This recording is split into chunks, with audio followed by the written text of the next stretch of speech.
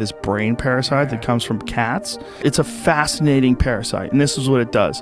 It gets into rats. It hijacks the way the rat's brain works, and it makes the rat sexually attracted to the smell of cat urine. Yeah. So it tricks the rat into getting close to the cat. Like, that is a complex deception. It reproduces inside the cat's gut. That's the only way this parasite reproduces. Right. It also removes their fear.